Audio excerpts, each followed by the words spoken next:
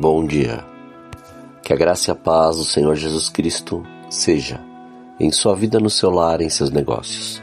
Quero agradecer a Deus por permitir entregarmos nossas primícias a Ele e juntos desfrutarmos de mais um dia dessa palavra que se encontra no livro de Oséias, no capítulo 4, versículos 1 e 2 e 6, que diz: Ouvi a palavra do Senhor, vós filhos de Israel, porque o Senhor tem uma contenda com os habitantes da terra, porque na terra não há verdade, nem benignidade, nem conhecimento de Deus. Só permanecem o perjurar, o mentir, o matar, o furtar e o adulterar. Fazem violência, um ato sanguinário, segue imediatamente a outro. O meu povo foi destruído, porque lhe faltou o conhecimento.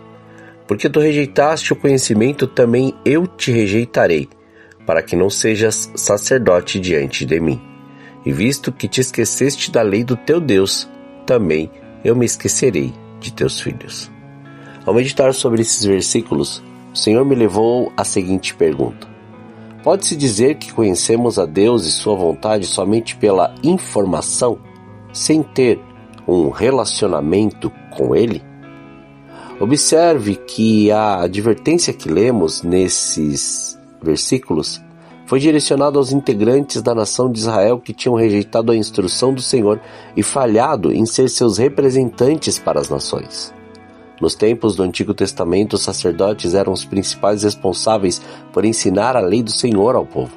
Mas naquele tempo, os sacerdotes também tinham se corrompido e servido de mau exemplo para toda a nação.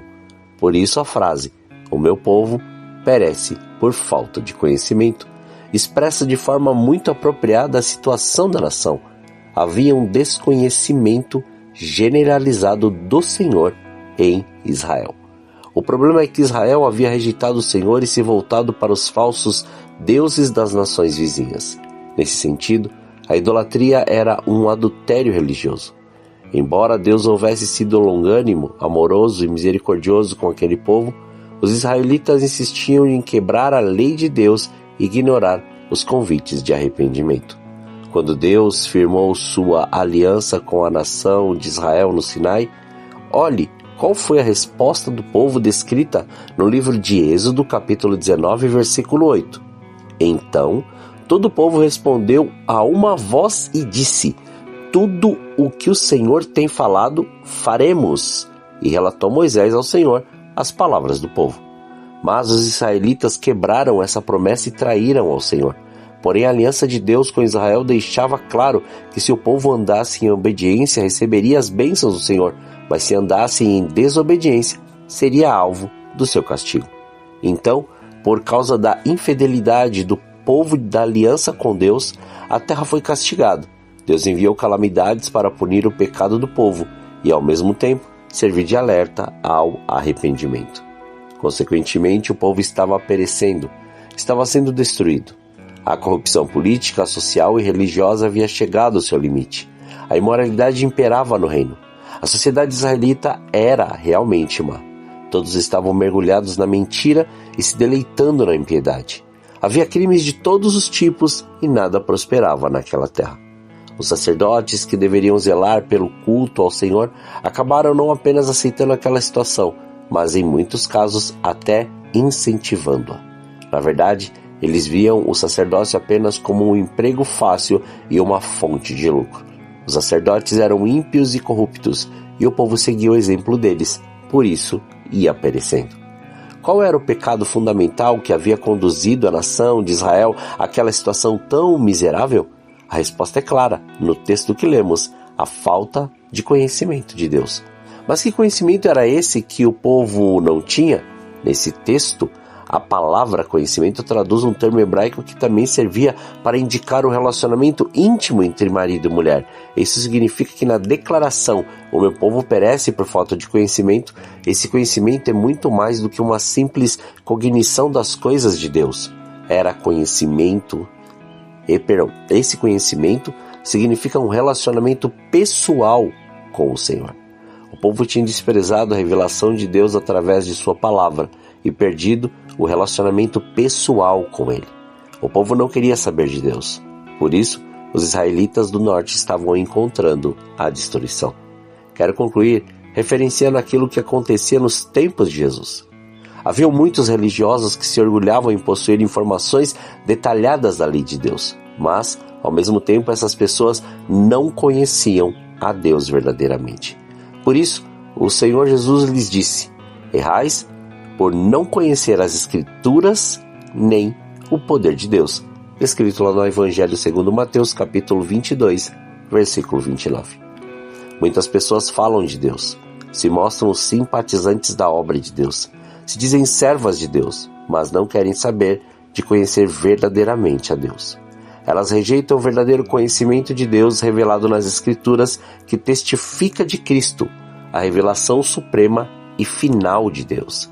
Essas pessoas até são ouvintes da palavra, mas não são praticantes dela, como vemos descrito na carta de Tiago, capítulo 1, versículos 22 a 24, que diz: e sede cumpridores da palavra e não somente ouvintes, enganando-vos a vós mesmos. Porque, se alguém é ouvinte da palavra e não cumpridor, é semelhante ao homem que contempla ao espelho o seu rosto natural. Porque se contempla a si mesmo e vai-se, e logo se esquece de como era. Vivem no engano porque possuem a informação, mas não possuem o relacionamento. Essas pessoas querem conhecer as bênçãos, mas não querem conhecer ao Senhor em sua profundidade. Estão interessados naquilo que Deus lhes pode dar, mas não estão interessados em saber quem Ele é. A verdade é que essas pessoas não estão dispostas a ter um relacionamento sincero, fiel e compromissado com Deus. Essas pessoas não estão dispostas a olhar para a autorrevelação de Deus nas Escrituras como única regra de fé e prática de suas vidas. Elas não estão dispostas a reconhecer que não há mérito algum no homem e que qualquer coisa boa que possam ter é simplesmente favor imerecido dado por Deus. Essas pessoas vivem como os israelitas do tempo de Oséias, que não viam muita vantagem em ser o povo exclusivo de Deus. E assim, essas pessoas estão perecendo por falta de conhecimento.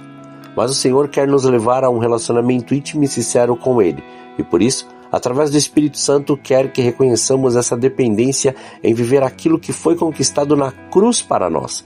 Assim Paulo diz na igreja de Corinto, como vemos descrito na segunda carta aos Coríntios, capítulo 5, versículos 14 a 17, que diz: porque o amor de Cristo nos constrange, julgando nós assim, que se um morreu por todos, logo todos morreram. E ele morreu por todos para que os que vivem não vivam mais para si, mas para aquele que por eles morreu e ressuscitou. Assim que daqui por diante a ninguém conhecemos segundo a carne, e ainda que também tenhamos conhecido Cristo segundo a carne, contudo agora já não o conhecemos deste modo. Assim que se alguém está em Cristo, nova criatura é, as coisas velhas já passaram, eis que tudo se fez novo. E finalizo com a declaração do próprio Oséias ao povo descrito no capítulo 6, versículo 3 de seu livro, que diz: então, conheçamos e prossigamos em conhecer ao Senhor. A sua saída, como a alva, é certa, e Ele a nós virá como a chuva, como chuva serôdia que rega a terra. Receba nesse dia essa chuva serôdia, chuva que vem fora do tempo para mostrar e revelar a glória do Senhor sobre a tua vida. Oremos. Pai, nós te louvamos e te agradecemos. Graças te damos por mais este dia. Obrigado por este fôlego de vida. Obrigado, Pai, por nos despertar e nos dar mais este dia debaixo da sua bênção e da sua proteção. Revela-nos cada dia mais o seu querer e a sua vontade. Que o seu reino seja estabelecido em graça e glória e poder, e que possamos estar firmes naquilo que o Senhor preparou e naquilo que o Senhor disse para nós e naquilo que o Senhor já tem nos dito para caminhar e fazer. Que possamos neste dia revelar a sua presença através do nosso nível de relacionamento e de intimidade contigo. Que nós possamos em mais esse dia conhecê-lo e fazer-se conhecido, porque essa é a verdade que o Senhor tem para nós. Que possamos mergulhar cada vez mais e ver a sua glória ser revelada. livra-nos do mal, livra-nos da tentação, não deixe faltar o pão na mesa de teu filho, antes revele a abundância de poder fazer, de poder servir e de poder se prostrar diante da presença da sua graça e da presença da sua glória. Somos gratos a ti, Senhor. Muito obrigado. Consagramos este dia, consagramos nossas vidas, consagramos tudo diante do seu altar, para que o seu nome continue sendo glorificado, exaltado e engrandecido em tudo o que fizermos. Que a sua presença seja, Senhor, essa real motivação para nós continuarmos e prosseguirmos em viver tudo que o Senhor preparou para nós neste tempo. Muito obrigado, assim oramos, em nome de Jesus. Amém. Que você tenha um dia abençoado na presença do Senhor. E quem vos fala é o pastor Leandro Araújo de São Paulo, capital. Deus te abençoe grandemente.